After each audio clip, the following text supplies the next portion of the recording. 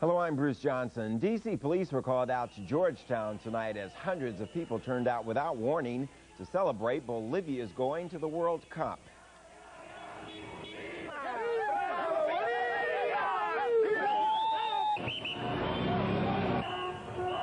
It will be Bolivia's first World Cup soccer appearance since 1950. A D.C. police officer assigned to the 2nd District confirmed to Eyewitness News tonight that at least 3 people were arrested and charged with disorderly conduct, but there appeared to be no serious incidents or injuries. Traffic at Wisconsin and M did come to a halt. A number of cars with families joined the party. The crowd somehow managed to dig up a few floats for tonight's celebration of Bolivia going to the World Cup soccer tournament.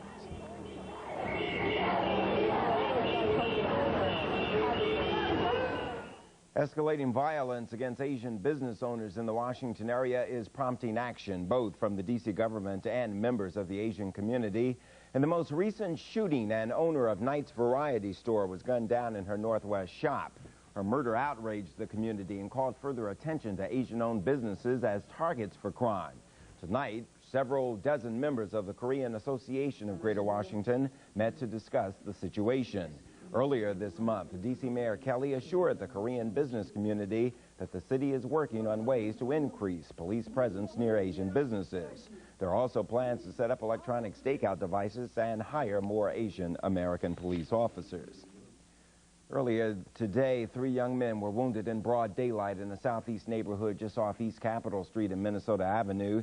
The shooting occurred in front of little children enjoying the warm Sunday weather. As Dave Statter reports, the youngest victim is just 14 years old.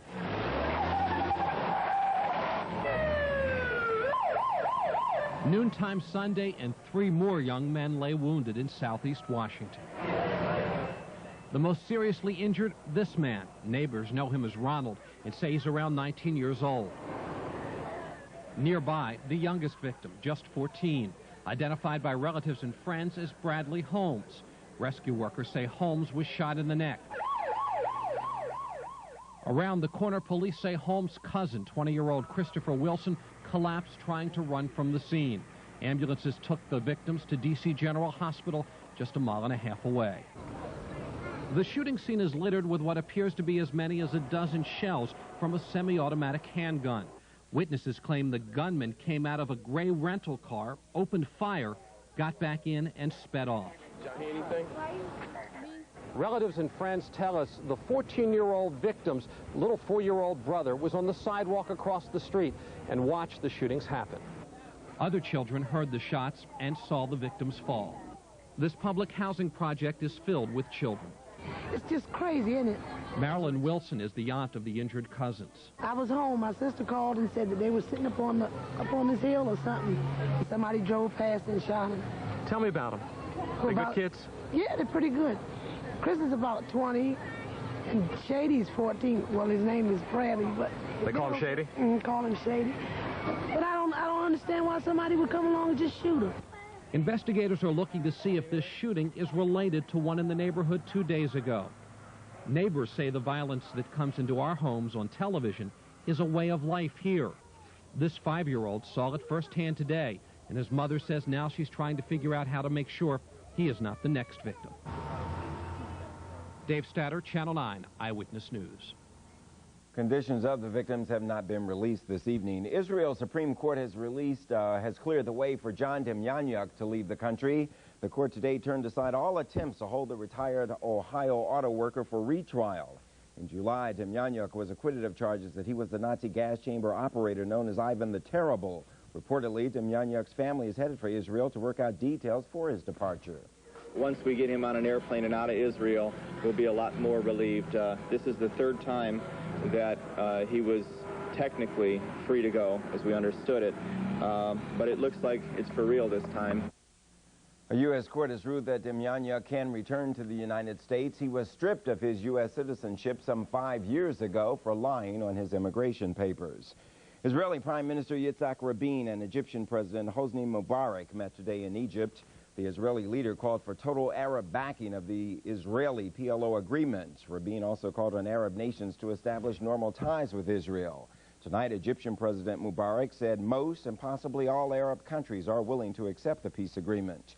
He said Syria and Israel will probably sign a peace agreement within months. Today's one-day summit coincided with a meeting in Cairo of Arab League foreign ministers who are trying to determine whether to back the peace accord signed last week between Israel and the PLO. President Clinton has recruited former Surgeon General C. Everett Koop to help endorse his health care reform package. That's according to the latest issue of Newsweek magazine, which comes out on Monday. The magazine says Koop will be seated next to the president and Mrs. Clinton on Wednesday when the president unveils his health care proposal. White House officials hope the presence of the Reagan appointee will lend credibility to Mr. Clinton's health care reform package. You know, most Americans agree the U.S. health care system must be changed, but how to do it is one of the toughest problems facing President Clinton and Congress. Jill Daugherty has more on the story. There's a series of meetings this afternoon. Sunday, the White House health care war room, the same one used during the budget battle, was in full swing. As staff coordinated strategy for selling the health care reform plan Mr. Clinton will announce Wednesday night. Our job is to make sure there's a factual presentation of the president's plan and to make sure that we counter the misinformation. On his way to church, the president ignored reporters' questions about his plan. Once inside, however, he sat through a sermon on what the minister called life's uncertainties, including health care. But life is a little less uncertain for Mr. Clinton now that Republicans have introduced their own reform plan containing many of the same principles as his own. And he's predicting a lot more cooperation than he got over the budget. The key debate now is how will it be paid for? Some of the money in the Clinton plan would come from so-called sin taxes. But as of Sunday, that issue still appeared open. We will have some type of sin taxes, and it's likely that some tobacco tax will be part of that. Will you have a tax on alcoholic beverages? We haven't decided that yet. Another source of funds, reining in the growth of Medicare and Medicaid. But even the Democratic chairman of the Finance Committee calls administration projections an accurate fantasy. 238 will come from savings on Medicaid, Medicare. That's not realistic. $91 billion in deficit reduction. No, you're not going to have that. But we'll get our pencils out again. The most important thing is we have agreement. Sunday talk shows turned into mini debating societies. And if you have some great big government entity, whether it's a National Health Board or whatever they call it, trying to determine what every insurer in the United States of America is going to charge, the place will be chaos. Is the doctor-patient relationship going to be preserved? Are the choices going to be there for patients? And that's where we're going to come down. The vast majority of working Americans have their insurance through their employment. That's the backbone of coverage. But we agree that they must be subsidized. That debate is certain to intensify after the president's Wednesday speech. The following week, First Lady Hillary Rodham Clinton, the architect of the plan, kicks off the campaign for it in Congress as the first witness for congressional hearings. Jill Daugherty in the White House. Stay with us because still ahead on Eyewitness News, the Space Shuttle Discovery completes its last big mission before heading home this week.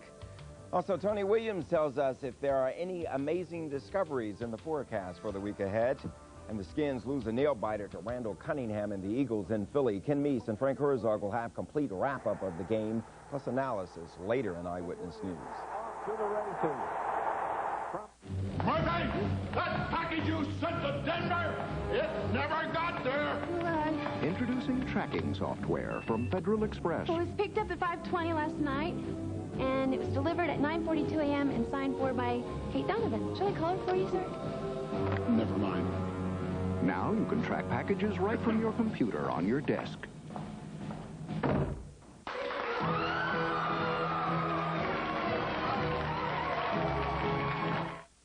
Deep in the heart of Texas, and adored by lovers of the Old West, is Fort Worth, a city that not only has its own stock market, but is also a major financial center, because it's one of the 1,900 communities served by NationsBank, letting Justin Industries keep in step with the latest ideas in investment banking, giving families like the Trevinos a fresh people in Fort Worth from having